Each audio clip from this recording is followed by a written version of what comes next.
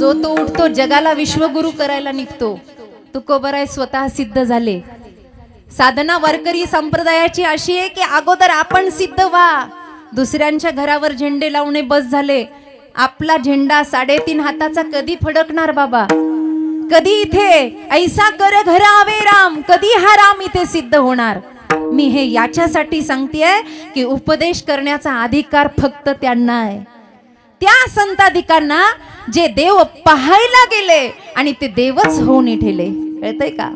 लाली मेरे यार की जित देखूं उत लाल, लाली देखन मैं गई तो मैं भी. आज वाडी वाडी वस्त्या वस्त्यावर वारकरी संप्रदाय आहे. आता येताना आमचा विठ्ठल म्हणत होता, काय ज्ञानोबा तुकोबांची ख्याती आहे, खरंच डोळं पाणावले आहे.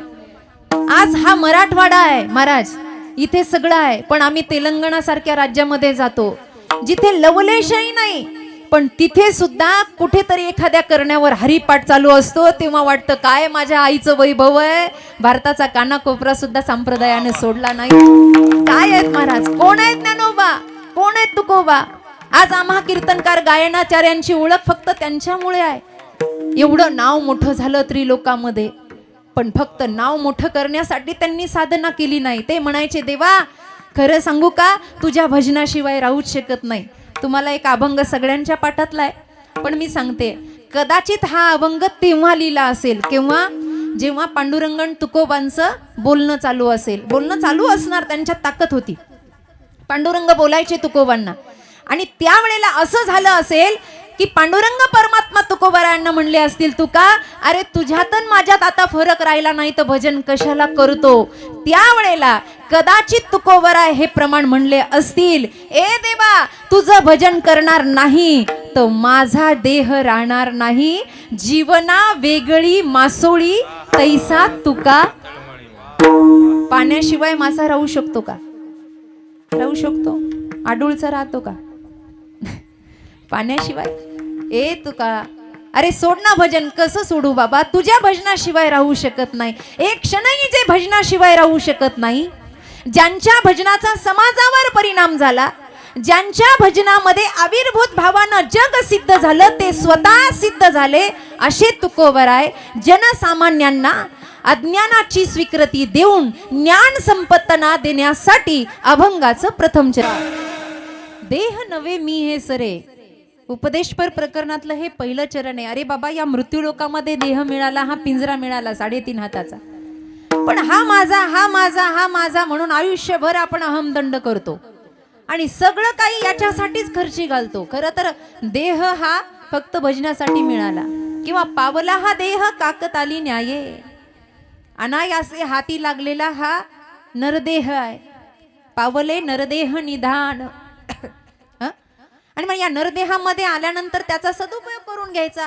मग काय करायचं? कोट्यवधी रुपये कमवून घ्यायचे.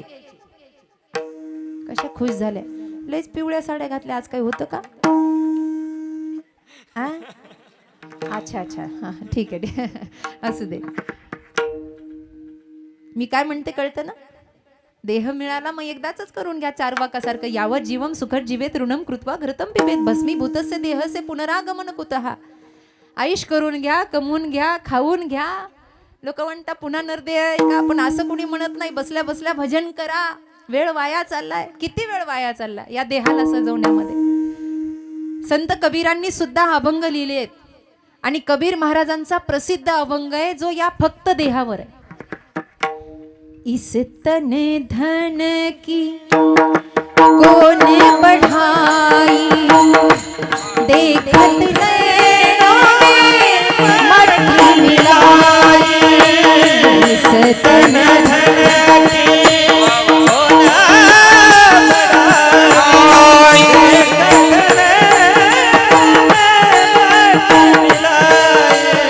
कबीर महाराज म्हणतात, इस तन धन की कोने बढ़ाई, देखत नैनों में मट्टी मिलाई. अपने खातिर महल बनाया और आप ही जाके जंगल सोया. नीट आहे का? काही काही लोक आम्हाला म्हणता, महाराज भाऊकीच्या नाकावर टिचून बंगला बांधलाय. कसा? महिला मंडळ लई जळत होती आमची जाव. ते असं बोट मोडून असतं ना, मला तेवढं येत नाही. तिच्या नाकावर टिचून घर बांधलं, बंगला बांधला. अगं पण मेल्यावर घरात ठेवता का? अपने खातिर महल बनाया और आप ही जाके जंगल सोया. एकटं जळत बसत तिकडं मसन वाट्यात. हाड जले जैसे लकडी की मुली. आता पैसे आहेत, दवाखान्यात गेलं, हाड मोडलं की दुसरं हाड बसवा. पण ते जळायला लागलं की लाकडाच्या मुळीप्रमाणे ढणढण जळायला लागतं. हाड जले जैसे लकड़ी की मूली और बाल जले जैसे घास की पोली. कहे तो कबीर सुन मेरी गुनिया, आप गए बस डूब गई दुनिया. इस तन धन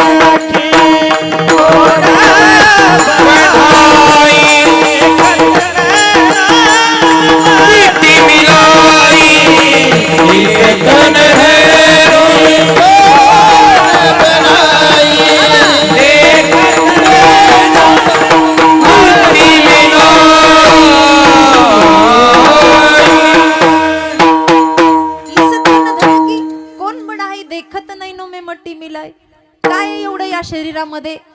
पाचा तत्वाचा आहे, मातीचं आहे, मातीला मिळून जाणार आहे. पण एवढं नटतं. आरशात पाहिल्याशिवाय आपला दिवस चांगला? आरशात पाहता का? बालपणीचा फोटो बघा, मी बालपणी कशी दिसत होते. एवढं गोड गोजिर रूप दिसतं. आणि आता बघा काय आहे वर्तमानामध्ये. तेव्हा समजून घ्यायचं हे बिघडलं याच्यामुळे. रूप बिघडलं का आरसा बिघडला? जुने कीर्तनकार दृष्टांत रंगून सांगायचे. रूप बिघडलं का आरसा बिघडलं. एक आजीबाई म्हणे यात्रेमध्ये गेली आणि नातवानं नादच लावला, काहीतरी घ्या. बाई माणूस असं आहे की यात्रेत गेल्यावर काहीतरी घेऊन येईल. आणि मग चमकणार असं चमचम दिसलं. तिच्या लक्षात आलं घरचा आरसा फुटलाय.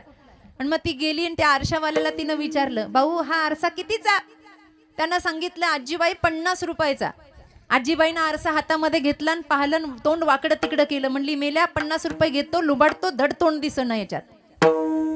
तो ठेवला आणि दुसऱ्या आरशाला हात लावला. तो म्हणला आजी त्याला नका हात लावू, तो 500 रुपयाचा आहे. 50लाच तोंड एवढं वाकडं तर 500 कसे देतात? आजी म्हणली माझ्यात काय दम नाही का 500चा घ्यायचा? 500चाही हातात घेतला आणि आजीबाईनं तोंड पाहिलं, पुन्हा तोंड वाकडं तिकडं केलं. म्हणली मेल्या साऱ्या जगायला इथे लुटायला आलास का?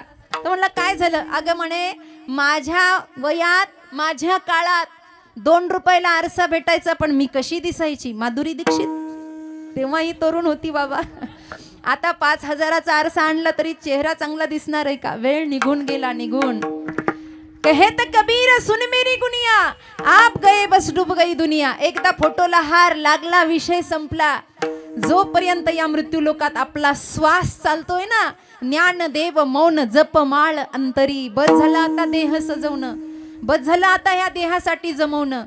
आपल्याला असं वाटतं आपल्यावर सगळ्याचं प्रेम आहे.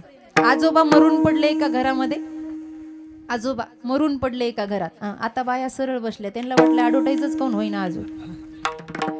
आजोबा मरून पडले आणि मरून पडल्यानंतर त्या आजीला असं वाटलं आजोबा गेले, कारण हातपाय थंड पडले. आवाज दिला, अज्ञान होतं, काही डॉक्टर नव्हते त्यावेळेला. हलवलं, बाबा काही उत्तर देईना. मग अशा वेळेला ती आरडाओरडा करत दारात आली. नौजवान 4-5 पोरं असे रस्त्यातून चाललेले होते. ती म्हणले, ए पोरांनो, अरे बाबा तुमचा बाबा गेला म्हणे. पोरं म्हणले असं कसं काय म्हणते? हलवते उठत नाही, अंग थंड पडलं. पोरं म्हणले आता तुमचं काही नातेवाईक कुणी नाहीये, आम्हाला सगळी तयारी करावी लागणार. आणि मग पोरं आतमध्ये आली आणि खांद्यावर उचलून असं म्हाताऱ्या बाबांना बाहेर नेणार. तो जुना वाडा होता आणि जुन्या वाड्याला ते माळवदाची घरं होती सगळी, त्याच्यामध्ये उंबरठ्याला असा उभा खिळा लागलेला होता. त्या पोरांनी बाबाला जसं खांद्यावर घेतलं आणि बाहेर येताना तो खिळा दणकन म्हाताऱ्याच्या डोक्याला लागला आणि तसंच म्हातारं उठून बसलं. खांद्यावर नेणारे राहिले असतील का? ते भूत म्हणून म्हाताऱ्याला तिथंच टाकलं. मग पोरं गेली पळून. आजीबाईनं कसं तरी ओढत आणलं आणि बिछाण्यावर झोपवलं. महाराज 1-2 महिने नाही, तब्बल 7 वर्ष म्हातारं जिवंत होतं. किती? 7 वर्ष.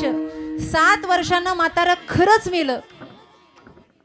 आणि पुन्हा पोरं आली आणि खांद्यावर उचलून घेऊन चालली. तेव्हा आजी रडता एकच म्हणायची, बाहेर न्यायचं तर न्या, पण वरचा खिळा पा. तुम्हाला काय होतंय हसायला? तिला सांभाळावं लागलंय सगळं. बहीण कुणाची, भाऊ कुणाचा, कोण कुणाची सखी सोय रे. कुणाची भाव कुणाचा, कोण कुणाची सोय. बहीण कुणाची, भाऊ कुणाचा, कोण कुणाची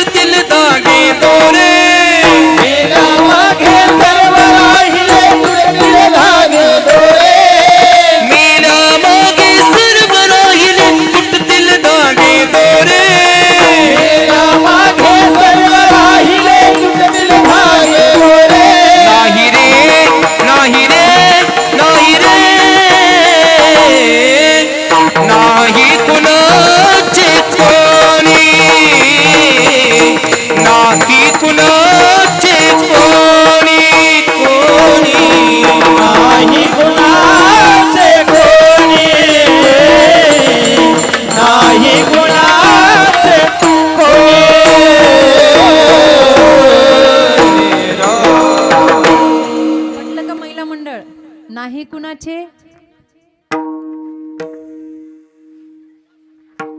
पाऊस पडन का? मेल्या मागे सर्व राहिले. खरंच कुणी कुणाचं यायचं मग कुंभमेळ्याला? थोडा शिल्लक आहे अजून.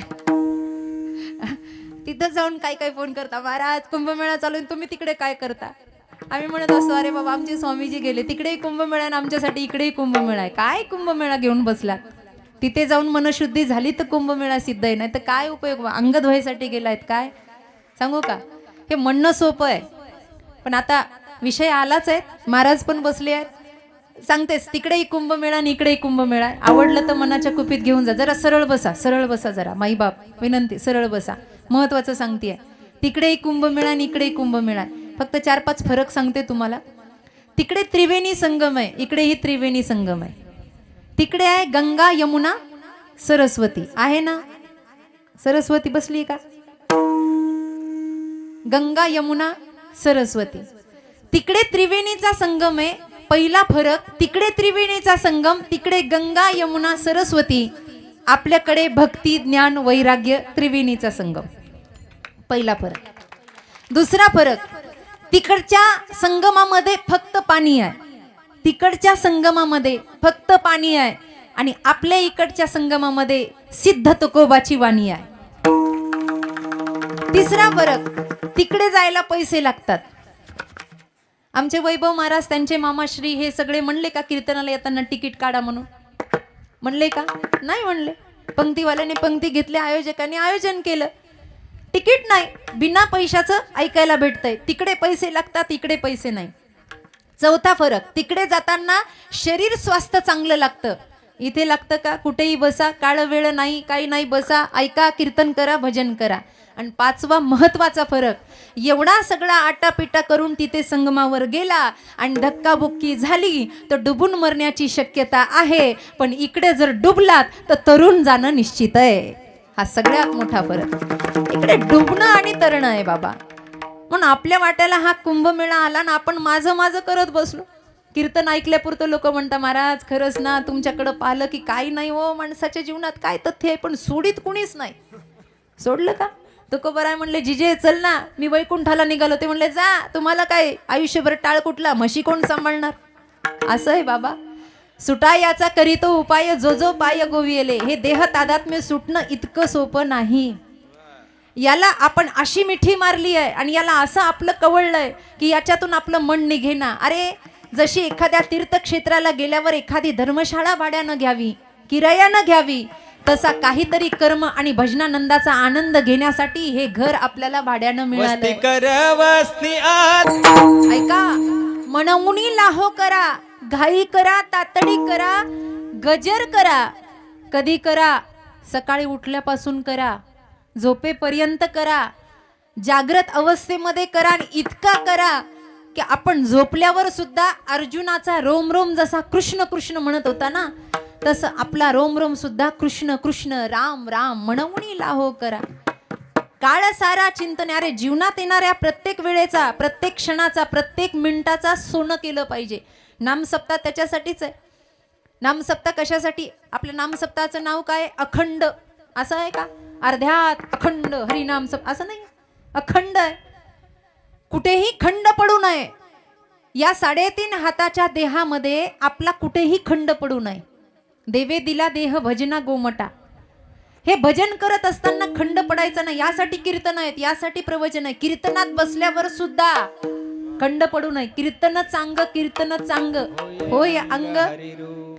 कीर्तनकाराचंही अंग हरिरूप व्हावं आणि सांगणाऱ्याचंही व्हावं. आपलं होतं काय तसं? आपण वाट पाहतो विनोद कधी सांगल, आम्हाला हसायला कधी भेटल. अर्ध लक्ष त्याच्या आपल्याकडं असतं. तिथं सोडली पण उचलून कोणी नेऊ नये. बरं ते सुटलं, मन लागत नाही. आत्ताच सोडा हे लिखित आहे. मनुकृत ग्रंथ आपण वर्णन करत नाही, पण नरसिंह सरस्वतीने लिहिलेला गुरुचरित्र ग्रंथ यात असं स्पष्ट वर्णन आहे की कीर्तनात बसल्यावर सुद्धा माणसाचं मन लागणार नाही. आताही काही जणांचं मन लागत नाही. काही सत्वगुणी, रजोगुणी, तमोगुणी असतात. तमोगुणी बहुतेक वेळेला कीर्तनाला येतच नाही. अभिमन्यू दादा आले तरी तोंडात तंबाखू दाबून बसतील, आजचे सोडून. हसलेत म्हणल्यावर काहीतरी एक तर तमोगुणी कीर्तनाला येत नाही, आले तरी असं आहे.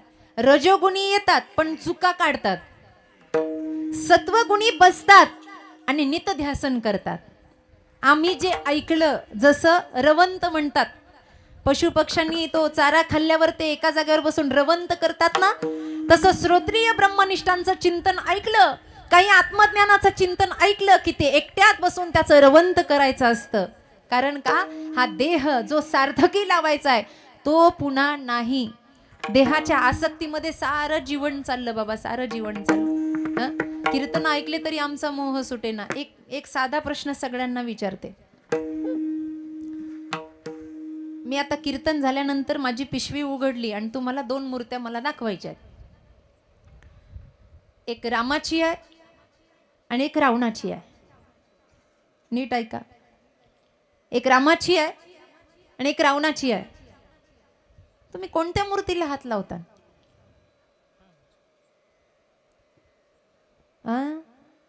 पंगत नाही झाली काय? जर मोठ्यानं म्हणा. का सुळावर देणार आहे का पुरुष मंडळ? असं जरा मोठ्याने म्हणा. रामाची, रामाची बरोबर का? अवघडच आहे बाबा हे सगळं. रामाची का? मग म्हणा ना मोठ्याने, रामाची. बर. रावणाचीला हात नाही लावणार? रामाची दगडाची आणि रावणाची सोन्याची. आता पोटात रावण आहे, तोंडावर राम आहे. असं कसं होईल बाबा? म्हणजे कीर्तना सुटलं बसलं तरी आमचा मोह जायला तयार नाही. काय कीर्तन आम्हाला कळणार? काय आम्हाला अनुग्रह कळणार? काय आमचं देह तादात्म्य सुटणार? इतकं सोपं नाही. सारखं मन पळतंय, सारखं. लाहो करायला वेळ कुठे? जगाची धुनी कोण धुत बसणार? मन चंचल चपळ जाताई तान लगे वेळ, जाताई तान लगे वेळ, जाताई तान लगे वेळ. जाताई तान लगे वेळ, जाताई तान लगे वेळ, जाताई तान लगे इतकं चंचल कृत यह मन की अटपटी, झटपट लखे न कोय. झटपट लख जाय तो चटपट दर्शन होय. याला बांधून ठेवणं हे सारखं संसाराकडे. बरं आपण त्या काकड्यापासून रडतोय संसार दुःख मुळ. रडतो की नाही? रडतो की नाही सांगा मला. रडले ना? इमानदारीनं वरती हात करा बरं. कोणाकोणाची लग्न झाले? इमानदारीनं वरती हात करा. कुणाकुणाचे लग्न झालेत? अगं बाई महाराज, सगळे संन्याशीच बसले तिथे. ह्याही संन्याशी आहेत. म्हणजे इतका कटाळा आलाय का वर हात करायची पण इच्छा नाही यांना. एवढा कंटाळा येऊन सुद्धा आमचं मन पुन्हा तिथेच फसतंय. समर्थ रामदास सत्संगाला बसायचे आणि बसल्यानंतर लोक असे बसायचे. कुणी जांभळ्या द्यायचं, कुणी स्वतःच्या हातात घड्याळ असून दुसऱ्याला टाइम विचारायचं. जेला कटाळा आला ना ते शेवटी असंच करीत असतात. 11:15 11:15 दरम्यान त्यांना जर वाटलं ना लयच वेदांत सुरू झालाय, मग किती वाजले रे, म्हणजे हे इथून सुरू होतं बायांचं. बाई काय करा, उद्याच्या भाजीला काय काही कळच ना. म्हणजे विषयच नाही बोलायला, काहीतरी बोलायचं. असंच सत्संगामध्ये सुरू राहायचं. समर्थांनी बघायचं ना अभ्यास करायचा. एक दिवस समर्थ सगळ्यांना म्हणले, अरे बाबा मी करता ऐसे म्हणसी, तेने तू कष्टी होसी, राम करता म्हणता पावसी, यश कीर्ती प्रतापे. दासबोध वाचा तुम्ही. ते म्हणले अरे कशाला मी माझं करता, हे सगळं सोडा. लोक म्हणले महाराज सुटायलाच तयार नाही. आम्ही एवढा सोडायचा प्रयत्न करतो पण सुटायलाच तयार नाही. महाराजांनी एक कृती केली. पावसाळ्याचे दिवस येईपर्यंत रोज सत्संग केला. पावसाळ्याचे दिवस आले, एक पिंपळ वृक्षाचं झाड त्या सत्संग हॉलच्या समोर होतं आणि त्या झाडाजवळ अशी मुठभर साखर टाकली. आता मुंगळे आणि मुंग्या पावसाळ्यात जास्त, एवढं तरी पटतंय ना, मुंगळे आणि मुंग्या. ते अर्ध झाड भरलं महाराज सत्संग सांगेपर्यंत. अर्ध झाड भरलं आणि भरेपर्यंत महाराजांनी प्रवचन चालू ठेवलं. अर्ध झाड असं भरलेलं दिसलं की चालू प्रवचनातून महाराज उठले. सगळ्यांना माहिती आहे समर्थांना फक्त एक लंगोटी असायची, पूर्ण अंग उघडं. जाम समर्थ काही लांब नाही तुमच्यापासून. समर्थ रामदास स्वामी फक्त लंगोटीवर, पूर्ण देह उघडा. आणि सगळे असे बसलेले. महाराजांनी ते झाड अर्ध्यात भरू दिलं आणि तसेच्या तसे उठले आणि पळत गेले आणि त्या झाडाला अशी मिठी मारली. आता मिठी मारल्यानंतर मुंगळे अंगावर चढले आणि काय गुदगुले केले असतील का. ते मुंग्या तरी बिचाऱ्या गरीब आहे, पण ते मुंगळे एवढे आगाऊ आहे. ते जर माणसाचं मांस धरलं तर तुटते पण मांस सोडत. काय काय मुंगळे इतके चिटकून बसता. मुंगळ्याचे सांगते मी तुम्हाला. काय झालं हसायला. एवढे चिटकून बसला महाराज, तुटायची वेळ होती पण ते काय सोडत नाही. महाराजाच्या अंगाच्या चिळकांड्या उडाल्या, रक्ताच्या सगळ्या धारा लागल्या आणि महाराजांनी मोठ्या मोठ्यानं ओरडायला सुरुवात केली, वाचवा वाचवा. 2-3 शहाणे समोर बसून कीर्तन प्रवचन रोज ऐकायचे. ते म्हणले हे तर येडं निघालं. महाराजाला तर आम्ही शान समजित होतो म्हणून याचा अनुग्रह घेतला. ते 2-3 जण शहाणे म्हणणारे महाराजांच्या जवळ गेले. म्हणले स्वामी का रडताय. ते म्हणले अरे मुंगळे मुंग्या फार चावतायत, मला त्रास सहन होईना. त्यांनी सांगितलं महाराज मिठी तुम्ही मारली आहेत, फक्त ती सोडा म्हणजे यांचं चावणं सुटेल. महाराज म्हणले संसाराला मिठी तुम्ही मारली आहे, फक्त ती सोडा म्हणजे चावणं सुटेल. विठ्ठल विठ्ठल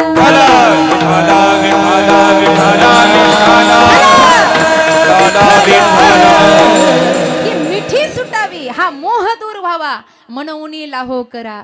काय होईल त्यानं. काळ सारा चिंतन. महाराज फक्त काळच दूर जाईल का, पुन्हा या देहाचं काही भरण पोषण नाहीये का. महाराज म्हणले अरे गीतेचं त्याचं तत्व आहे, जो होय मज अनन्य शरण त्याचे निवारी मी जन्म मरण. या लागी शरणांगता शरण मीच ऐकू अनन्यश्चिंतयंतो मा ये जनापयुपासते तेषां नित्यभियुक्तानां योगक्षेम वहाम्यहम. अभंगाचं 3रं चरण. पाळनाची नाही चिंता, पाळनाची नाही चिंता, पाळनाची नाही चिंता, पाळनाची नाही चिंता. ठावरी का देवाचा देवाचा ठाव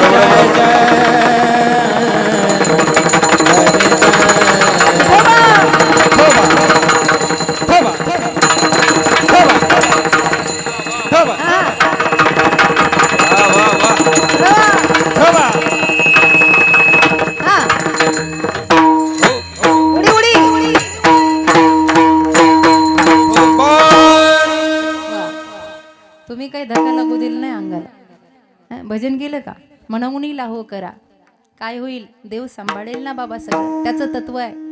तुकोबरायांचा एक प्रसिद्ध अभंग आहे, माझ्या विठोबाचा कैसा प्रेम भाव आपणची देव होय गुरु. हा अभंग म्हणताना कधीतरी डोळ्यात पाणी येतं का? एवढ्या दिवसाचा हरिपाठ चालू आहे, एवढ्या दिवसाचं भजन चालू आहे.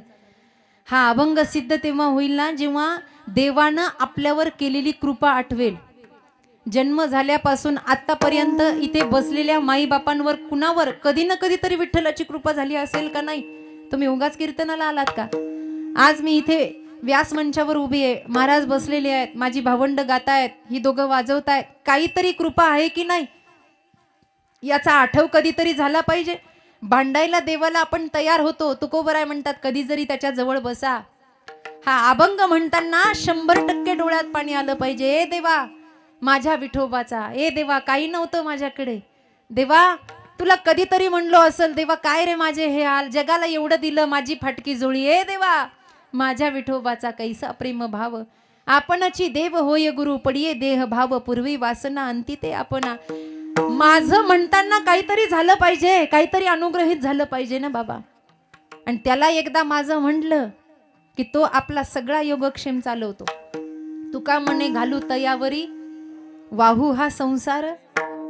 हे तुकोबरायांचे अनुभवाचे बोल आहेत. जीवन जगत असताना कधीतरी त्याच्यावर सोपून बघा.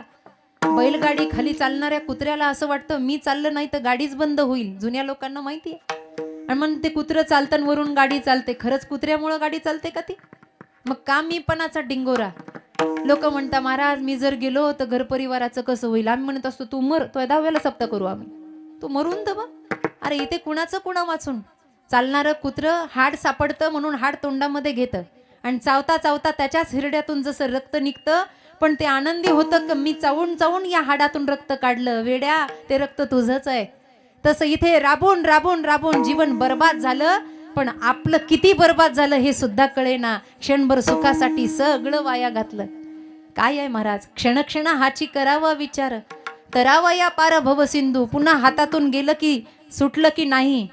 उठ जाग मुसाफिर भोर भैया ब्रैन कहा जो सोवत है, जो सोवत है सो खोवत है, जो जागत है सो पावत है.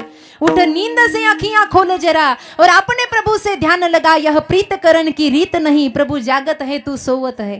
अरे त्याला झोप आहे का सांगा ना मला. सगळ्या सृष्टीचं सर्जन तो करतो. काही काही लोक म्हणतात आमचं कसं होईल.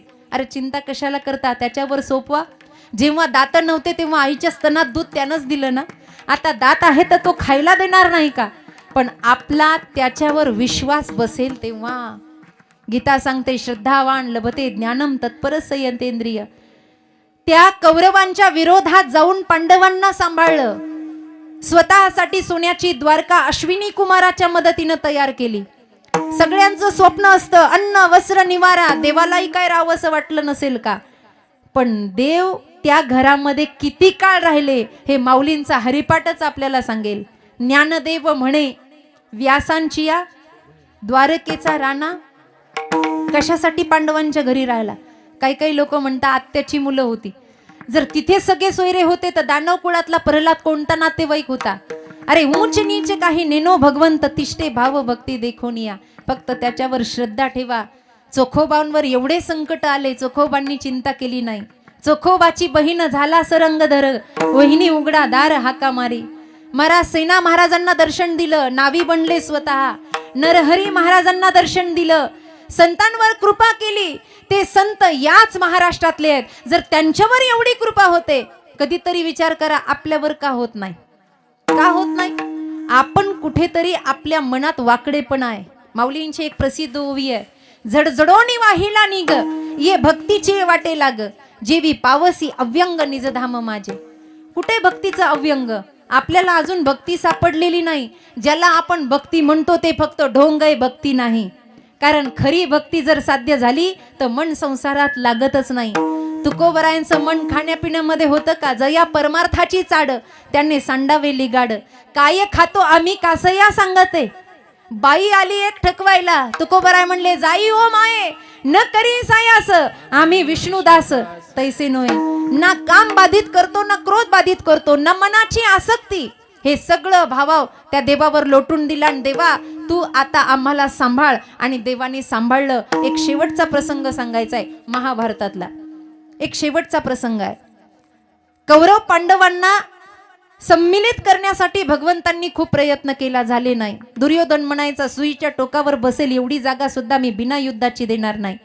देवाचं शहाणपण संपलेलं होतं. अनेक प्रसंग आले, अनेक संकट आले, सगळा सामना झाला. अगदी शेवटचा प्रसंग महाभारतातला आपण अभ्यासू आहात, आपण वाचला असेल, ऐकला असेल. देवानं सोडलं नाही भक्तांना. त्याचं ब्रीद आहे, भक्ता राखे पायापासी दुर्जनाशी.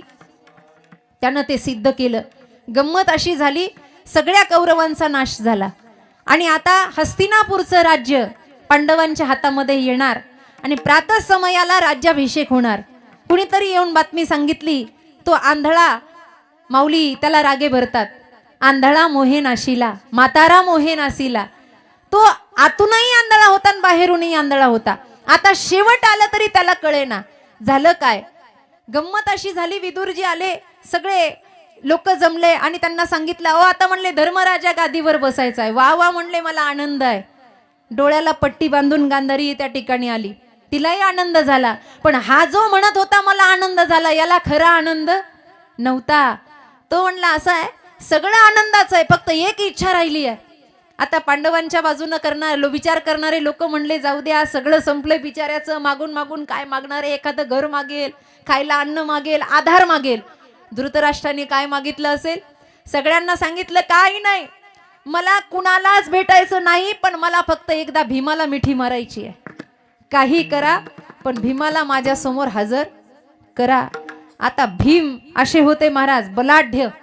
हा निरोप भीमदादापर्यंत पोहोचल्याबरोबर भीम लागले ना उड्या मारायला. ते म्हणले, याला म्हणतात काकाचं आणि पुतण्याचं प्रेम, यांना काय माहिती यांचं काय होणार आहे. ते म्हणले, याला म्हणतात निष्ठा. कुणाला नाही काका भेटणार, पण ह्या भीमाला भेटणार. कृष्ण म्हणले, लय उड्या मारू नको, तुला कळत नाही ते काय चाललंय म्हणून. ते म्हणले, नाही नाही, सगळं संपलं. अरे ज्याचं संपलं ते आता कशाला कटकारस्थान करेल? भगवान श्रीकृष्ण मनातल्या मनात म्हणतात, तो कौरवाचा बाप आहे, कटकारस्थान नाही करणार तर आंधळा शोभेल कसा? सगळी गीता त्याला समजली नाही. त्या गीतेमध्ये त्यानं एकच प्रश्न वारंवार विचारला, धर्मक्षेत्रे कुरुक्षेत्रे समवेता युत्सवा मामका पांडवा चैव किम कुर्वत. माझी मुलं कुठेच सांगा, बाकीची गीता मला कळत नाही, माझे लेकरं कुठेच सांगा. असा जो मोहानं ग्रासला, त्याच्या मनात काय चांगलं असेल का? भगवंताला हे कळालं. दुसरा दिवस प्रातःसमय झाला, सूर्याच्या किरणेबरोबर स्वाहाकार सुरू झाला आणि राज्याभिषेकाची तयारी झाली. झाल्यानंतर भगवंत सावधच होते. भीमदादा ही गदा घेऊन तयारच होते. म्हणले, बस आता काही नाही, काका एवढा प्रेमानं जवळ येऊ पाहतोय, मिठी मारू पाहतोय, आता मलाही भेटायला काय हरकत आहे. सगळे महाराज, सभा भरलेली, गांधारी माता आल्या, धृतराष्ट्रांना महलामध्ये आणलं आणि असे सगळे समोरून येत येत येत असताना भगवान श्रीकृष्णांनी सैनिकांना आवाज दिला. आणारे म्हणले ते. आता काय आणा म्हणले, याच्याकडे लोकांचं लक्ष लागलं. भीम असा जवळ जवळ आला आणि काका मी आलोय असा आवाज दिला. भीमाच्या मनामध्ये काही नाही, निष्कपट. पण त्या जोडीला भीमाला थोडा अहंकारही झाला. बघा, माझ्यावर प्रेम होतं ना, आता मलाच मिठी मारायचं, यांच्या कुणावर जीव काकाचा नाही, आता मलाच मिठी मारायची. म्हणून भीमदादा जसे जसे जवळ येत होते तसं निर्वाणी गोविंदो असे मागे पुढे, काहीच साकडे पडो नेदी.